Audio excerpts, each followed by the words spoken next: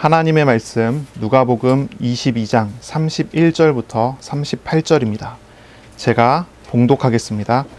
시몬아 시몬아 보라 사탄이 너희를 밀가부르듯 하려고 요구하였으나 그러나 내가 너를 위하여 내 믿음이 떨어지지 않기를 기도하였노니 너는 돌이킨 후에 내 형제를 굳게 하라. 그가 말하되 주여 내가 주와 함께 오게도 죽는 데에도 가기를 각오하였나이다.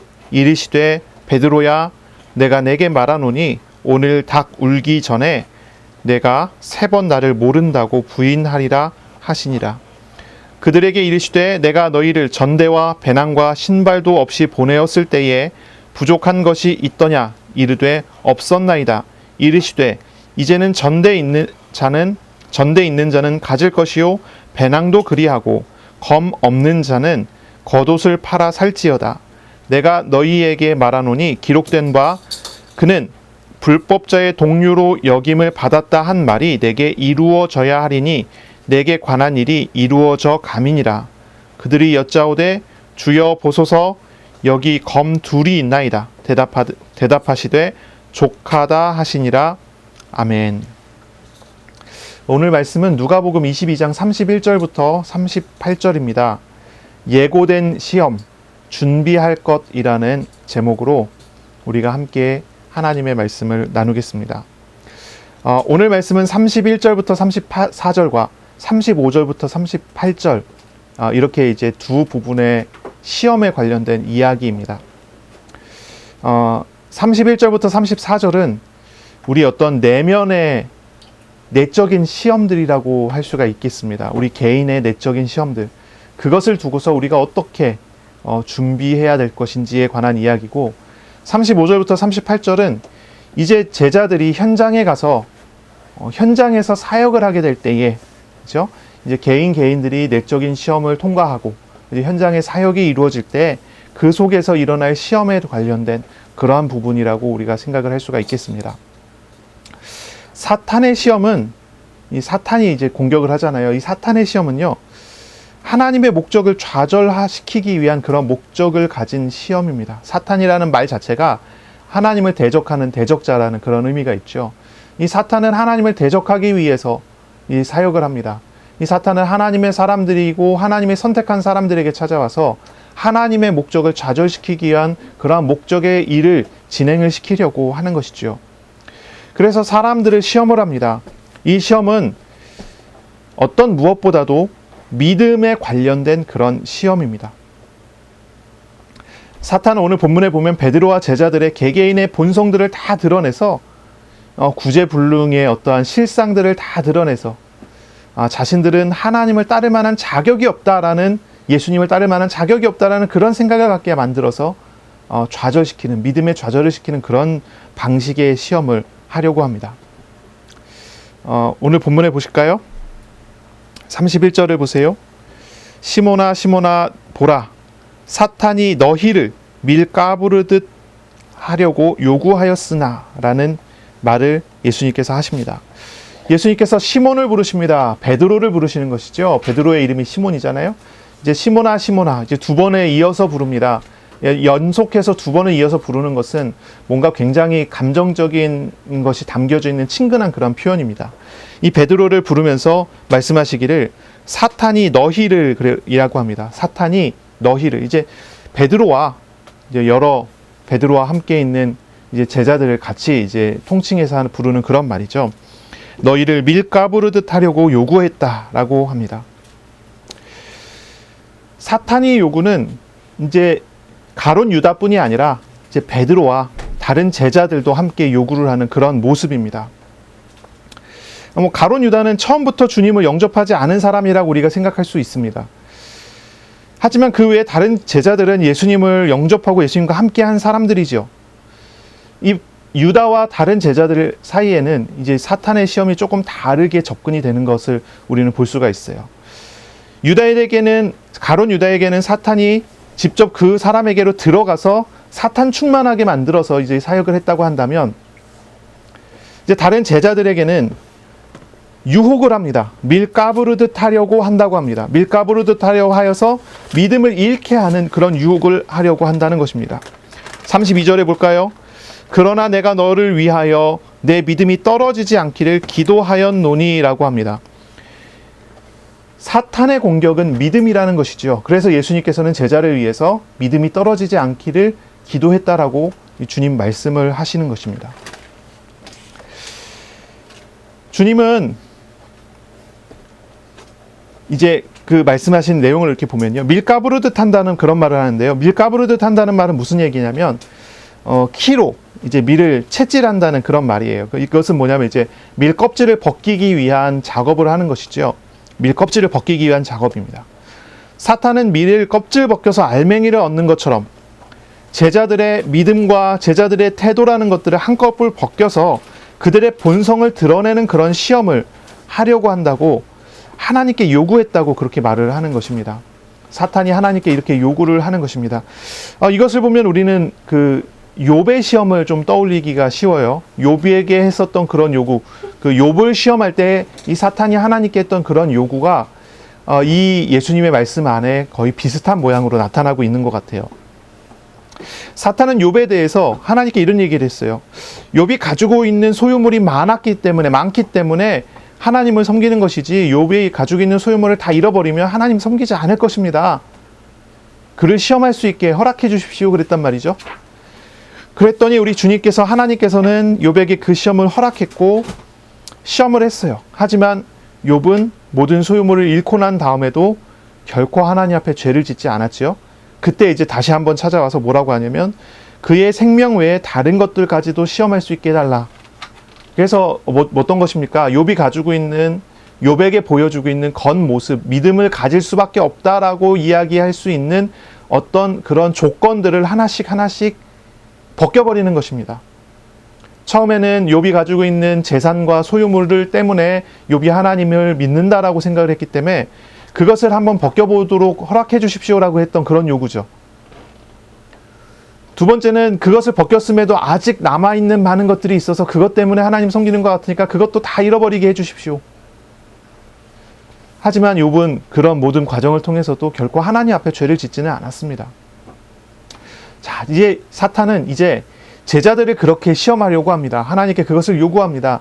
밀 까부르듯 제자들이 가지고 있는 믿음의 요소라고 하는 것들, 믿음의 이유라고 하는 것들을 한번 벗겨보게 해주십시오라고 하는 것입니다. 아마 제자들은 예수님과 함께 다니면서 예수님으로부터 얻은 많은 것들이 이유가 돼서 예수님을 섬기는 게 아닙니까? 하나님을 그렇게 섬기는 거 아닙니까? 만약에 그런 요소들을 다 잃게 된다면 제자들이 신앙을 잃지 않겠습니까? 그런 요구죠. 그런 생각입니다. 그렇게 요구를 한 것이죠. 실제로 어떻게 됐습니까? 이 사탄의 유혹으로 인해서 밀 까부르듯 예수님을 따르는 이유들을 한꺼풀 벗겨버렸더니 제자들이 다 넘어져 버렸습니다. 베드로는 예수님을 모른다고 3번 부인하고 떠나버리고 다른 제자들은 도망가 버렸습니다. 사탄의 유혹에 다 넘어가서 다 넘어지고야 말았습니다. 주님이 입혀주신 은혜의 옷이 한꺼풀 벗겨진 그들은 아무것도 아닌 존재였죠. 주님이 입혀주신 옷을, 주님이 함께 하심으로 갖게 된 축복들을 제외시켜놓고 나니까 주님이 없이 자기 자신들을 돌아본 그들은 다 도망가고야 말았습니다. 베드로는 두려움으로 인해 두려움을 이기지 못하고 예수님을 부인하고 말았습니다. 사탄의 공격이 시험이 성공한 것처럼 보이는 그러한 모습을 우리는 이 성경을 통해서 보게 된 것입니다.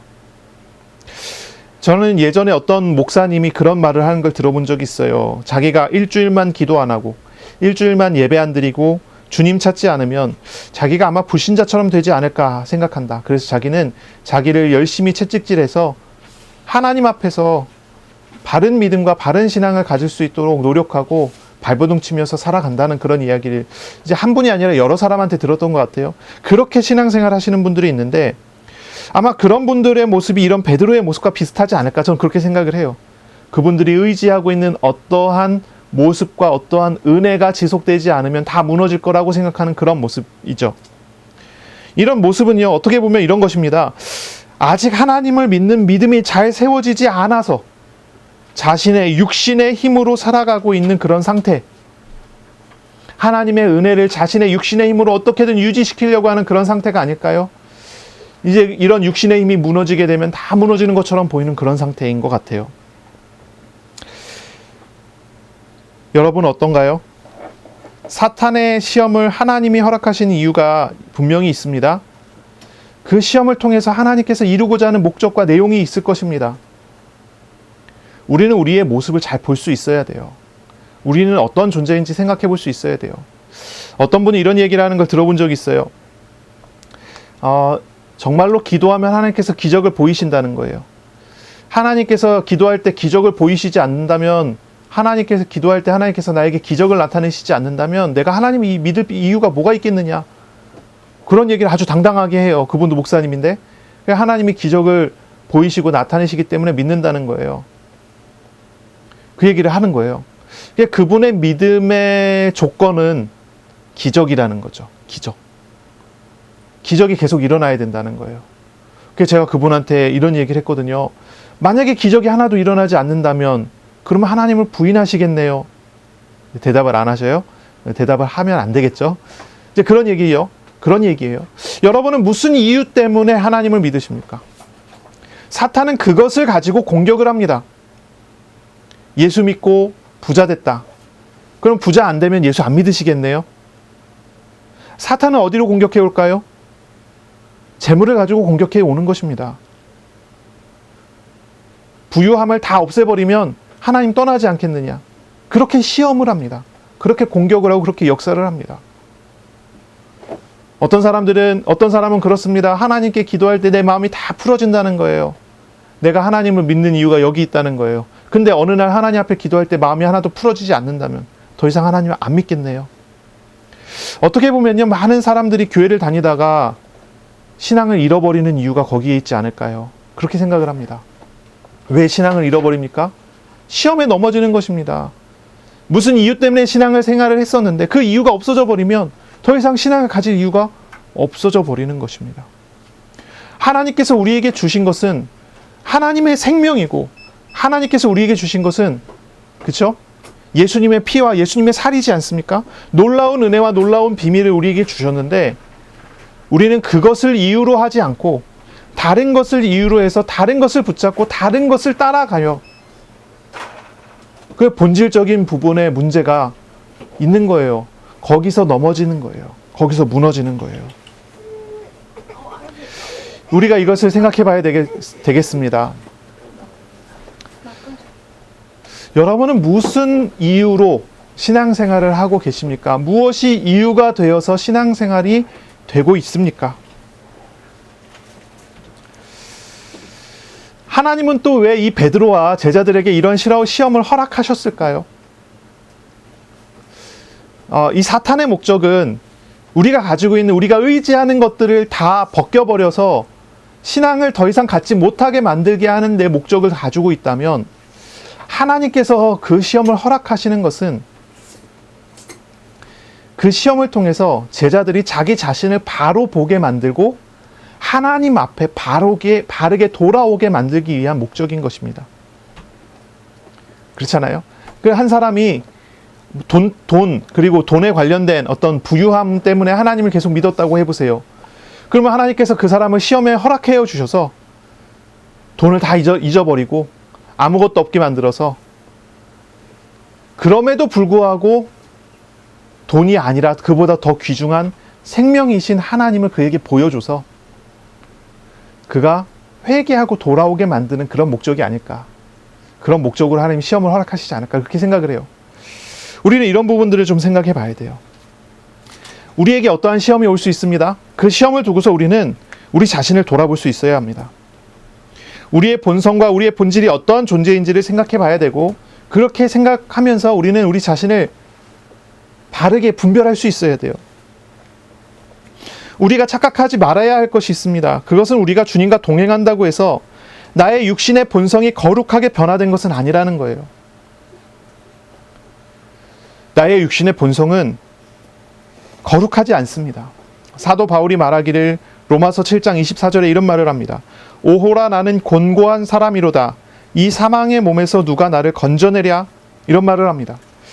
고린도전서 15장 31절에 보면 형제들아 내가 그리스도 예수 우리 주 안에서 가진 바 너희에 대한 나의 자랑을 두고 단언하노니 나는 날마다 죽노라 이렇게 말을 합니다. 사람의 본성이 어디에 있는가 생각을 해봐야 돼요. 사람은요 사실은 죄에서 벗어날 수가 없어요. 육신을 떠나기 전까지는 우리가 육신을 떠나 변화된 몸으로 하나님의 나라에서 하나님과 함께하기 전까지는 우리는 죄를 벗어날 수가 없는 게 인간이에요. 예수 그리스도를 영접해서 믿어서 구원을 받아서 하나님과 동행하는 삶을 10년을 하고 100년을 해도 좀 더 극단적으로 표현하자면 하나님의 쓰임받는 주의 종으로 목사로 선지자로 100년의 사역을 했다 하더라도 그 다음날 또 죄를 짓는 구제불능의 존재가 인간이라는 것입니다. 육신을 떠나기 전까지는 이런 죄라는 것은 언제나 있을 수밖에 없어요. 사도 바울이 한 고백이 그래요. 자신이 신앙생활을 사도로서 사역을 하면서 돌아보니까 육신으로 죄의 법을 따르고 있는 자기 자신을 바라본다는 거예요. 깨닫게 된다는 거예요. 알게 된다는 거예요. 자기의 육신으로 할 수 없는 자신을 바라보고 그러나 육신으로 할 수 없는 그것을 하나님께서 하시는 일을 보면서 하나님의 은혜 속에서 인도받게 돼요. 그것이 인간이라는 것입니다. 우리는 하나님 없이는 스스로 설 수 없는 존재라는 것을 알고 인정하는 것, 그것이 굉장히 중요합니다. 시험을 허락하신 목적 중에 하나는 우리의 이러한 본성을 깨닫고 알게 하는데 그 목적이 있습니다. 그래서 내가 어떤 존재인지 이걸 아는 거예요. 모태신앙으로 자라난다고 해서 나는 죄하고 상관없어? 그렇지 않습니다. 모태신앙으로 자라나던 불신자로 자라났다가 예수를 믿었건 어느 누구든 죄 속에서 태어났고 죄 속에서 자라나고 있는 것은 전혀 다르지 않은 내용입니다. 그러나 우리 하나님께서 함께 하셔서 그 모든 죄를 짊어져 주시고 함께 하신 은혜를 누리고 있다는 것이 다른 것이지요. 그러니 생각해 보세요. 하나님께서 주신 은혜의 한꺼풀이 벗겨져 버린다면 모태신앙이든 불신 출신이든 한꺼풀이 벗겨져 버린다면 어떻겠습니까? 거기에서 드러나는 것은 죄인된 자기 자신의 모습밖에 없는 것입니다. 예수님의 제자들이 12제자가 이제 가룟 유다를 제외하고 11명이 예수님과 동거동락을 했습니다. 예수님과 동거동락하며 훈련을 열심히 받았습니다. 예수님이 그리스도라는 사실도 알고 예수님의 능력을 머무르게 하여 사역도 해봤고 귀신이 쫓겨나는 것도 봤고 병든 자가 치유받는 것도 봤고 하나님이 예비하시고 준비하신 기적들도 많이 체험을 했습니다.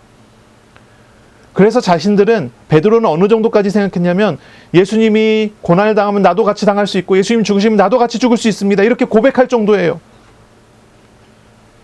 베드로는 확신이 있었습니다. 믿음이 있었어요.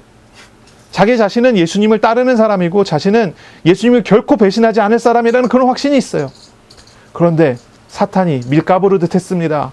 베드로의 신앙이 근본이 무엇인지를 다 드러내버립니다.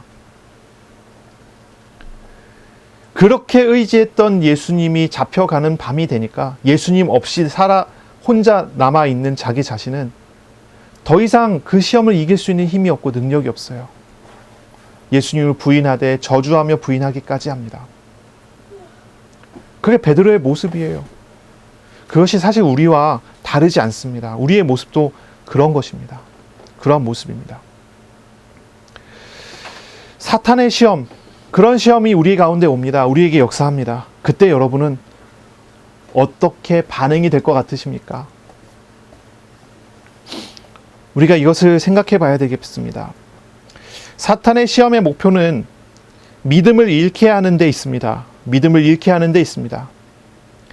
유일한 사탄의 목표는 예수님에 대한 믿음을 잃어버리게 만드는 것입니다.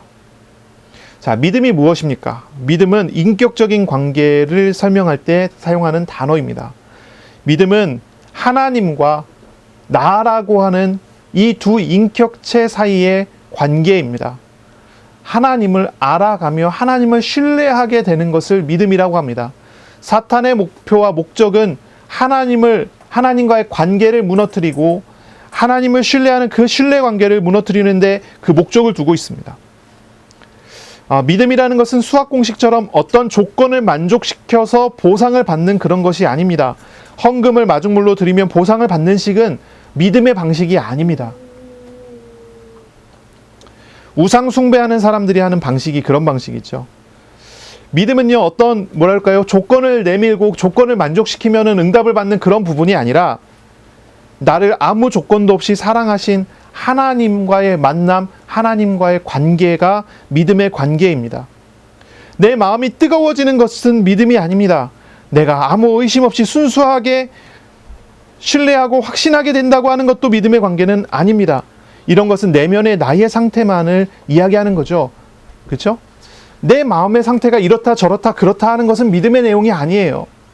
사탄은 내 마음의 어떤 상태에 대한 시험이 아닙니다. 그런 시험을 하는 게 아니에요. 사탄은요, 나와 하나님과의 인격적인 관계와 교류되어지는 관계에 대한 공격입니다. 그것이 이제 사탄이 하는 그런 시험입니다. 사탄은 우리가 하나님이 아니라 나만을 생각하도록 유혹합니다. 나만을 생각하도록 유혹해요. 베드로를 그렇게 유혹했습니다. 베드로가 믿은 것은 주님이었죠. 하지만 베드로가 주님보다 더 믿었던 것은 자기 자신이었습니다. 자신을 붙들어주고 계시는 예수님을 생각해야 되는데 사탄은 베드로에게 예수님이 아니라 자기 자신만을 바라보도록 만들어서 하나님과의 관계를 무너뜨리는 데 모든 목적을 두고 공격을 한 것입니다. 베드로는 자신의 의지를 믿고 충성심을 자랑하고 주장했던 그런 사람이죠. 이 베드로가 다른 제자들의 대표격입니다. 베드로만 그런 게 아니라 다른 제자들도 결국은 이러한 시험에 의해서 다 넘어지게 됐죠. 그리고 현재도 마찬가지죠. 많은 그리스도인들이 이런 베드로와 같은 태도를 가지고 있습니다. 신앙이 하나님께서 나를 붙들어 주셨고 내가 거기에 대한 반응이다라고 해야 되는데 많은 그리스도인들이 현재도 신앙을 그렇게 가지지 않습니다. 하나님께서 하시는 일보다는 내가 잘하는 것에 초점을 맞추고 살아가요. 내가 아침에 기도를 했다. 내가 아침에 하나님을 찬양했다. 내가 아침에 하나님을 바라보고 정신을 집중할 수 있었다. 그러면 내가 오늘 신앙에 성공한 것처럼 생각합니다. 근데 내가 오늘 아침부터 화를 냈고 내가 오늘 아침부터 짜증을 냈고 내가 오늘 아침부터 이러한저러한 어떤 행동을 했다. 그럼 오늘 내가 신앙이 실패한 것처럼 생각됩니다. 믿음이 실패한 것처럼 생각해요. 그냥 많은 사람들이 실제로 베드로 일 비슷해요. 그런 거예요. 그런데 신앙이 정말로 그런 걸까요? 믿음이 그런 걸까요? 믿음은 그런 게 아니란 말이에요. 나는 이런 모습이고 저런 모습이고 간에 상관없이 하나님이 나에게 어떻게 함께 하시고 하나님이 나에게 어떻게 일을 하고 계신다고 하는 것이 믿음의 내용이라는 것이죠. 이것을 우리는 봐야 됩니다. 사탄은 시험을 통해서 우리 자신만을 생각하게 만들고 하나님을 바라보지 않게 만들어요. 그래서 결국은 하나님 없는 기도, 하나님 없는 예배, 하나님 없는 삶을 살도록 사람을 끌고 가는 것이죠. 사탄은 이렇게 시험을 통해서 사람을 하나님 모르게 만들어서 자기 자신만을 생각하게 만들어서 자신에게 와 있는 은혜만을 바라보게 만들어서 결국 어떻게 합니까? 그 은혜를 잃을 때 하나님과의 관계도 같이 잃어버릴 수 있도록 만드는 그러한 공격을 하는 것입니다.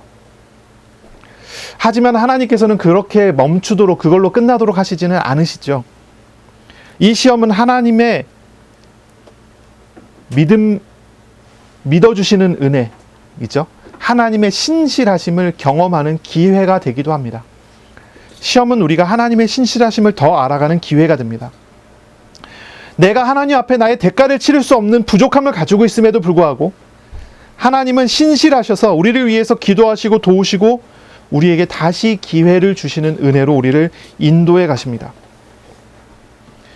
시험은요, 나의 죄된 생각과 결정과 삶을 다 내려놓고 주님을 따라가는 삶을 살게 하는 그런 기회로 우리를 이끌어 주세요.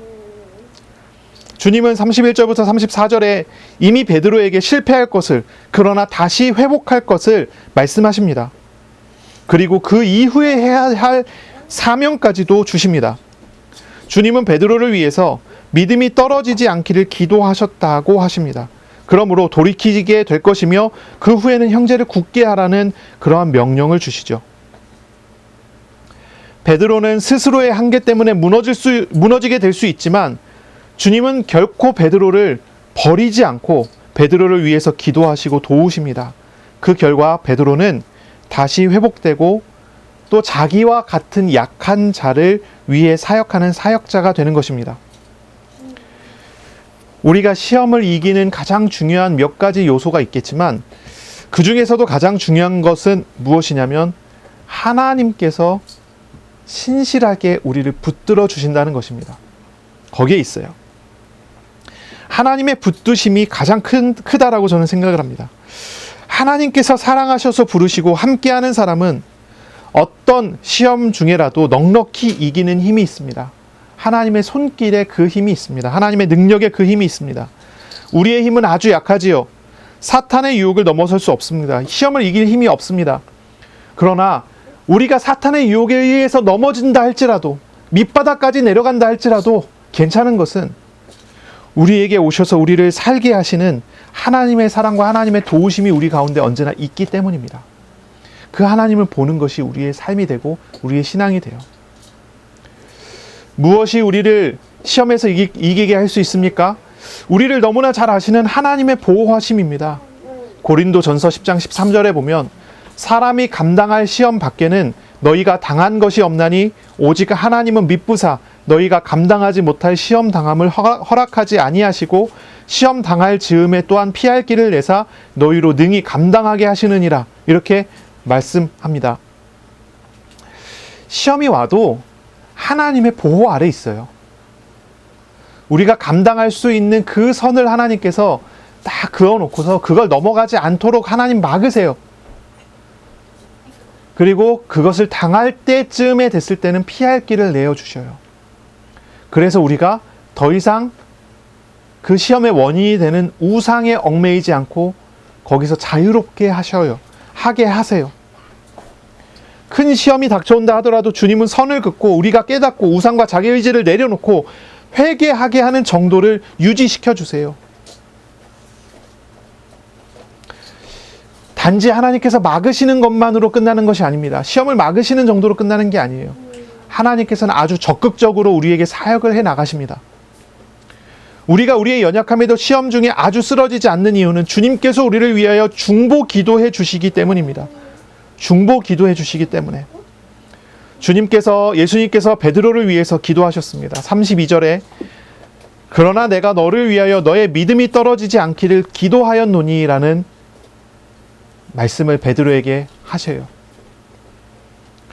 주님께서 기도해 주십니다. 기도해 주세요. 사실 우리는 하나님 앞에 기도할 만한 가치와 능력을 가지지 않았습니다. 죄인이 어떻게 하나님을 만나 하나님께 기도할 수 있겠습니까?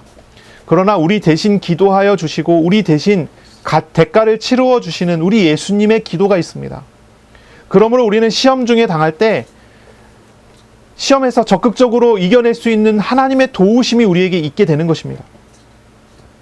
로마서 8장 26절에 보면 이와 같이 성령도 우리의 연약함을 도우시나니 우리는 마땅히 기도할 바를 알지 못하나 오직 성령이 말할 수 없는 탄식으로 우리를 위하여 친히 간구하시느니라 말씀합니다.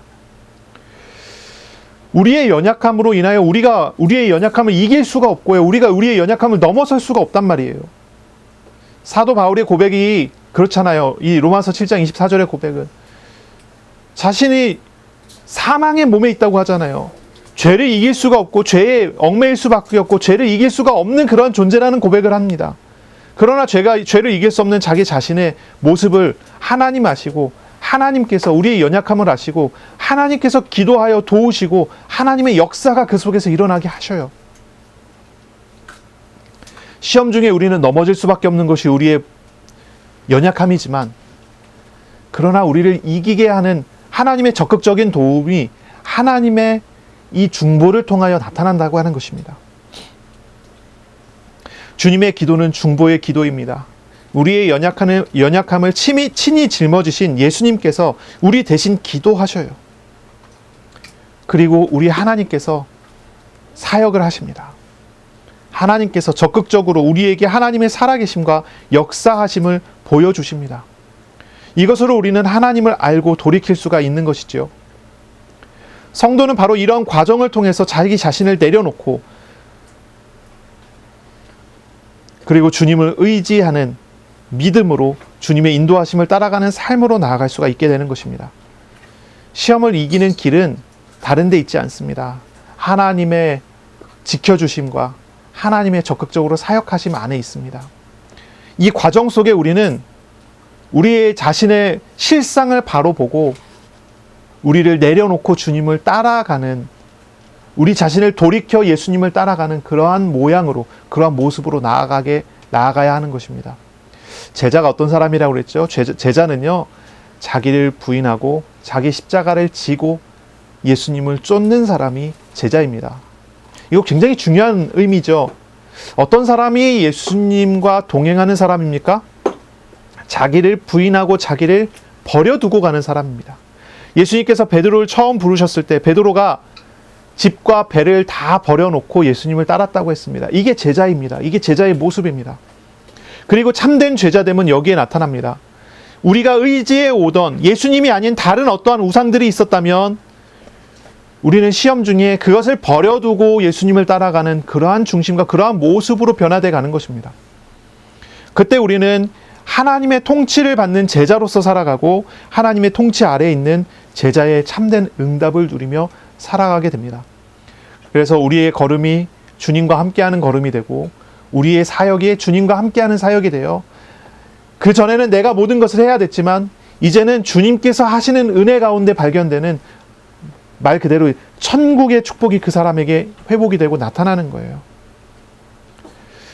어떤 사역, 어떤 일을 내가 짊어지면 그 무게에 우리가 짓눌리게 되겠지만, 그러나 주님께서 함께 하신다면 주님 짊어주시는 은혜 안에 우리는 그 안에서 평강을 누리며 주님과 동행하는 삶을 살게 되는 것입니다. 시험을 통해서 우리는 무거운 짐을 내려놓을 수가 있어요. 시험을 통해서 우리는 우리가 얽매고 짊어지고 있는 많은 짐들을 내려놓을 수가 있는 것입니다. 베드로는 예수님을 따라가며 자기의 의지로 많은 것을 하려고 했어요. 그러나 이 시험 이후에는 이제 자기의 의지라고 하는, 자기가 짊어져야 되는 많은 사역들이라고 하는 무거운 짐을 다 주님께 맡기고 주님을 따라 주님을 쫓아가는 사람이 돼요. 한번 생각해 보세요. 자기의 의지를 가지고 다른 사람은 그렇지 않더라도 나는 주님을 위해서 살겠습니다, 나는 주님을 위해서 죽겠습니다, 이렇게 얘기하던 베드로는 편안했을까요? 그러나 그 이후에, 예수님 부활하신 이후에 주님의 사역을 하면서 주님께서 이렇게 말씀하셨으니 이게 옳습니다라고 이야기하는 베드로의 어깨에 짐이 무거웠을까요? 가벼웠을까요? 무엇이 무겁고 무엇이 가볍습니까? 여러분 어떻습니까? 저와 여러분 한번 생각해 볼 필요가 있지 않겠습니까? 여러분 혹시 어떻게 하고 계십니까? 신앙생활이 내 어깨에 무겁게 얽매여진 짐처럼 느껴지지 않습니까? 그렇다면 그분은요, 자기 의지로 하고 있는 것입니다. 그러나 신앙생활이라고 하는 것이, 사회생활이라고 하는 것이, 회사생활, 가정생활이라고 하는 것이 주님께서 함께 하시고 주님께서 다스리시고 주님께서 지켜주셔서 내가 주님을 의지하며 주님 따라가는 가정생활이 돼 있고 직장생활이 돼 있고 신앙생활이 돼 있다면 바로 그것은 얼마나 쉽고 가벼운 짐을 지고 가는 것입니까? 우리에게 허락하여 주시는 시험이라는 것은 바로 이렇게 변화되어지는 과정을 이야기하는 것입니다. 우리가 가지고 있는 짐을 내려놓는 과정이고, 그리고 주님이 지어주시는 진짜 쉽고 가벼운 주님의 멍에를 메고 가게 되는 그런 과정으로 가는 것이지요. 그러므로 이 시험이라는 것은 어떤 면에서는 굉장히 필수적입니다. 필수적이에요. 예수님께서 3년간 훈련시킨 제자들을 예수님께서는 시험 중에 내어주십니다. 예수님께서 아주 슬퍼하셨어요. 아주 감정을 담아서 말씀하셨다니까요. 시몬아, 시몬아, 2번을 반복해서 이야기하는 감정이 담긴 부르심입니다. 주님의 부르심, 안타까운 부르심입니다. 주님은 그렇게 부르십니다. 보라, 사탄이 너희를 밀가부르듯 하려고 요구하였으나 그러나 내가 너를 위하여 너의 믿음이 떨어지지 않기를 기도하였노니. 주님의 안타까움. 베드로와 나머지 10명의 제자, 11명의 제자가 시험 중에 들어갈 것을 미리 아셨기에 예수님께서는 너무너무나 안타깝게 그렇게 부르시지만, 그러나 그 일은 이루어져야 하는 그러한 일이에요. 왜냐하면 그 이후에 돌이킨 후에 너의 형제를 굳게 하기 위해서, 돌이킨 이후에 회복시키고, 돌이킨 이후에 하나님의 나라의 천국의 제자로 살아가게 하기 위해서, 이것은 필수적이고 필요한 것이기 때문입니다. 하나님께서 우리에게 시험이라는 것을 허락하실 때가 있어요. 언제 시험을 허락하십니까? 어느 때 허락하십니까? 우리를 하나님께서 갱신시키기 위할 때, 우리를 새롭게 하기를 원하실 때, 우리가 더 이상 이 무거운 짐에 짓눌리지 않기를 원하실 때 그 시험이라는 걸 허락하십니다. 그래서 그 시험을 통해서 그 무거운 짐이 얼마나 무거운 짐인지 주님 없이 한번 짊어져 보라고 하는 거예요. 그런 것입니다.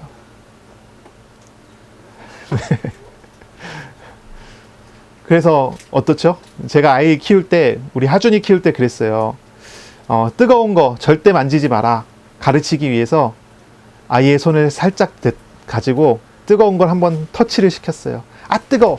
그러면 절대로 가까이 안 가더라고요. 우리 하준이는 그게 통했습니다. 근데 다른 아이들은 그게 안 통하더라고요. 이거 뜨거우니까 절대 만지지 마 하고 가서 아, 뜨거 했잖아요. 그럼 뜨거우면 안 가야 되는데 뜨거운 게 신기한지 계속 가서 만져요.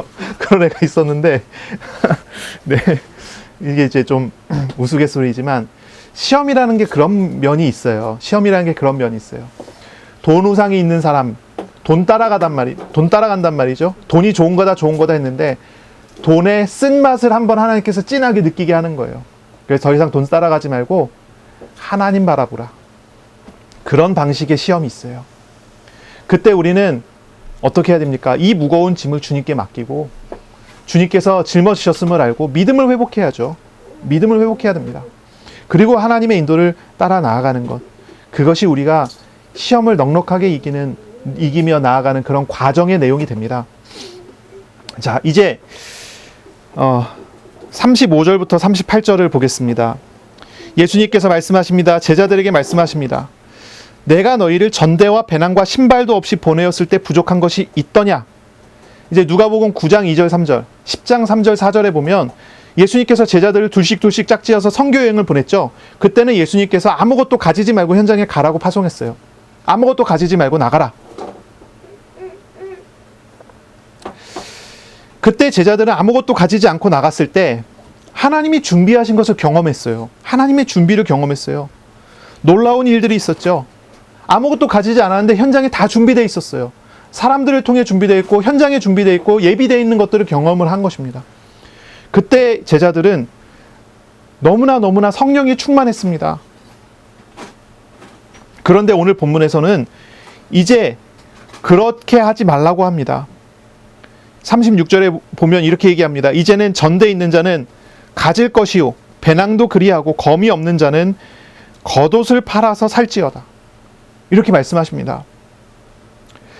그 전에는 다 없이 나갔을 때 현장에 예비된 걸 보게 하셨는데 이제는 다 가지고 나가라는 거예요.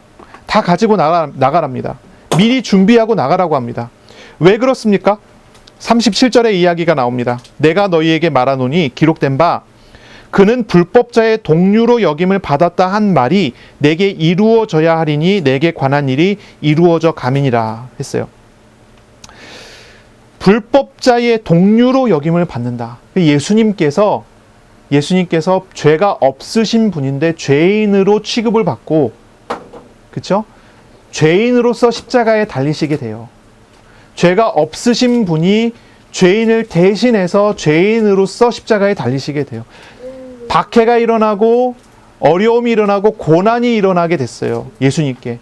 그러므로 너희는 모든 것 다 가지고 나가라는 거예요. 그전에는 가지지 않고 나가도 됐는데 이제는 가지고 나가야 돼요. 이제는 예수님과 예수님의 제자들에게 박해라고 하는 시험이 올 것이기 때문에 선교 여행의 준비도 달라져야 한다는 의미로 이렇게 말씀을 하신 것이라 우리는 생각할 수가 있습니다. 물론 이게 다가 아니죠. 또 중요한 한 가지는 여기에 있습니다. 제자들은 이제 훈련의 과정을 넘어서 실전의 과정으로 넘어가기 때문에 바로 그러한 것입니다. 제자들이 과거에 갔었던 이제 누가복음 9장과 10장에 갔었던 전도 여행은 연습 게임이었다고 할 수 있어요. 연습 게임입니다. 이제 훈련시키기 위한 훈련이에요. 연습 게임을 하는 것입니다. 이제 운동 선수들이 실전에 이제 싸움을 이제 경기를 하기 전에 연습 게임을 통해서 이렇게 경기하고 저렇게 경기하고 이런 방식으로 하고 저런 방식으로 하고 전술도 훈련시키고 막 여러 가지 훈련을 시키잖아요. 그렇죠? 기술도 훈련시키고 하잖아요. 이 연습 게임이에요. 그런데 이제 연습 게임을 열심히 하고 이제 실전이 딱 왔어요. 그럼 어떻게 합니까? 그때는 이제 진짜 싸움이에요. 연습 게임은 서로 약속하고 하는 게임인데 이제 실전은 약속한 게임이 아닙니다. 약속되어 있지 않아요. 이제 실제로 부딪혀서 싸워야 돼요. 이제 그런 게임이죠. 바로 이제 예수님 죽으시고 부활하시고 승천한 이후에 제자들의 사역은 이제 실전 게임이 됩니다. 그러므로 달라져야 된다는 거예요. 이전의 훈련은 자신의 것을 완전히 내려놓는 과정이었습니다. 그러므로 어떤 것도 의지하지 못하고 오직 하나님만 바라보게 만들기 위해서 다 내려놓고 가라고 하신 거죠. 아무것도 의지할 수 없도록 의지할 만한 것들을 다 치워버린 거예요. 그런데 이제는 달라집니다. 이제 다른 것을 의지하지 않을 수 있는 사람이 됩니다. 제자들이 이제 마지막 시험까지 통과하고 나면 이 베드로가 예수님 부인하고 떠났다가 다시 돌아오게 되는 그런 과정, 시험을 마지막 시험까지 통과하게 되면 더 이상 어떤 것도 의지하지 않고 하나님만 바라보고 의지할 수 있는 그런 사람들이 되잖아요. 그러면 이제 더 이상 아무것도 가지지 않고 갈 이유가 없게 되겠죠. 이제는 가지고 가도 됩니다. 가지고 가도 의지하지 않게 되니까요. 그리고 이제 어떻게 합니까? 그 전에는 준비된 것을 자신들이 얻어야 됐다면 이제는 하나님이 준비시킨 것을 가지고 현장에 가서 현장에서 하나님이 붙이는 영혼들에게 준비하신 것을 얻게 만들어줘야 돼요. 이제 사역이 달라지는 거예요. 그 전에는 나가서 내가 뭔가 신기한 체험을 계속해야 됐는데 이제는 사역자로서 나갈 때 나를 통해 살아계신 하나님을 만나는 사람들이 신기한 체험을 하게 만들어야 되는 거예요. 이 사역의 변화가 일어나는 거죠. 그러므로 이제 충분히 훈련이 된 제자들은 소유물, 돈가방, 배낭, 신발 같은 것을 가지고 가도 이제는 더 이상 우상이 아니라 하나님의 도구로 사용될 수 있는 그런 것을 가지고 가는 사람이 되는 거예요. 그것을 통해 하나님의 사역을 만들어 가도록 하는 것이죠.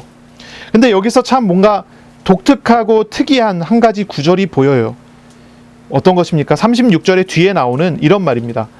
검이 없는 자는 겉옷을 팔아 살지어다. 검이라고 그래요. 칼이에요. 칼을 준비하래요. 칼을 준비해서 가래요. 왜 칼을 준비해서 가야 될까요? 왜 칼을 준비해야 합니까? 38절에 보니까 제자들이 그 말을 듣고 뭐라고 하냐면 이런 얘기예요. 주여 보소서 여기 칼이 2개나 있습니다. 라고 얘기를 해요. 예수님 우리 칼 2개 준비하고 있어요. 이렇게 얘기를 하는 거예요. 그랬더니 예수님 말씀하시기를 족하다 이 얘기를 해요. 11명의 제자에게 칼이 2개가 있습니다. 이게 족할까요? 풍족한 건가요? 적잖아요. 그쵸? 만약에 무장투쟁을 하게 만들기 위해서라면 칼을 한 사람당 하나씩 다 가지도록 만들어야 하죠. 그런데 칼 2개로 만족하다고 이야기하시는 거예요. 예수님께서. 어떤 그 본문에 보니까 어떤 주석에 보니까 칼 2개를 족하다고 이야기하는 이것은 예수님께서 책망하는 어조로 이야기하셨다. 뭐 이렇게 이야기하는 주석도 있는데 그렇게까지 보기는 조금 그렇고요. 어쨌든 2개로 족하다고 하는 것은 이런 의미예요. 이것은 무장투쟁을 위한 칼은 아니라는 거죠. 선교 현장이 이전과는 다르게 박해와 해방의 현장이 되었기 때문에 칼을 준비하라는 그런 의미가 아니에요.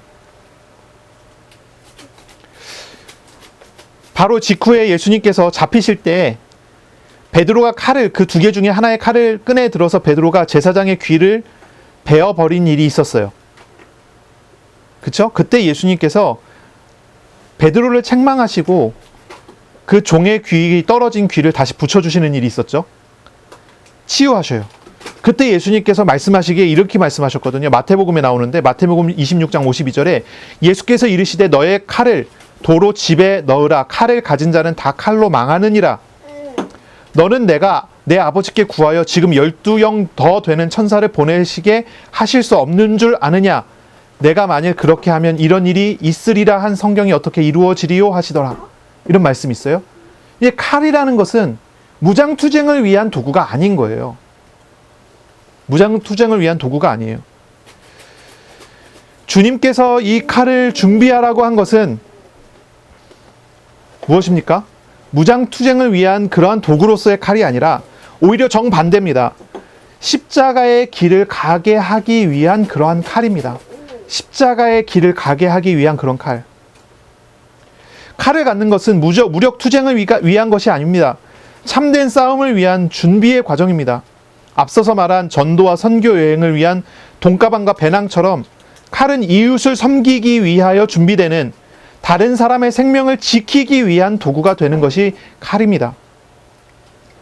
바로 이 내용들은 나중에 이제 그 사도행전을 통해서 하나님께서 어떻게 준비시켰고 그것을 통해 어떻게 얻게 누리게 인도받게 하시는지는 나오게 될 것입니다. 우리는 시험 현장에 있을 시험을 바라보며 준비해야 합니다. 무엇을 준비해야 될까요? 무엇을 준비해야 합니까? 하나님께서 준비하신 싸움을 위한 준비가 되어야 합니다. 그리고 그 싸움은 무력 투쟁이 아니고 육신적 투쟁이 아닙니다. 이웃을 섬기기 위한 싸움이며 이웃을 섬기기 위한 투쟁입니다. 그래서 우리가 앞에 이야기했었던 것은 그렇잖아요. 그 시험은 뭡니까? 나를 세우기 위한 것입니다. 우리 개인을 하나님의 아는 진짜 믿음으로 세우기 위한 시험입니다. 그러나 이제 현장에서 일어나는 시험이 이어져 나오는데요. 이 현장에서 일어나는 시험은 무엇입니까?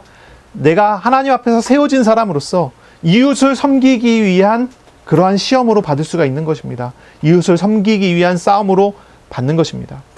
이전에는 내가 얻어야 했지만 이제는 내가 나눠줘야 되는 사람으로 준비되어지는 것입니다. 내가 무엇인가를 준비해서 현장에 갔을 때 그것이 딱 맞는 사람을 하나님 만나게 하시는 것을 경험하게 되는 그런 싸움이 시작이 되는 것입니다. 그러므로 이번 한 주간 정말입니다. 믿음과 믿음의 삶을 준비하는 그런 주간이 되시기를 바랍니다.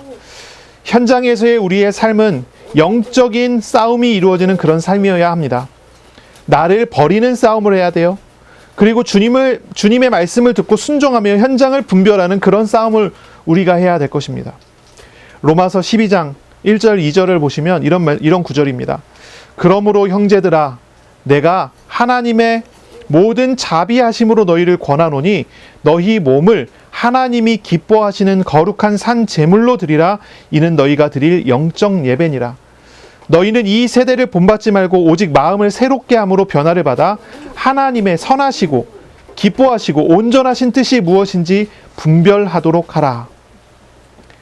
이런 말씀이 있어요. 우리가 하나님의 은혜를 받은 사람, 하나님과 함께하는 사람이 되었다면 그 사람은 이제부터는 영적인 싸움을 해야 돼요. 영적인 예배 드리는 삶이 회복이 돼야 합니다. 믿음의 삶을 준비해야 돼요. 믿음의 삶을 어떻게 준비합니까?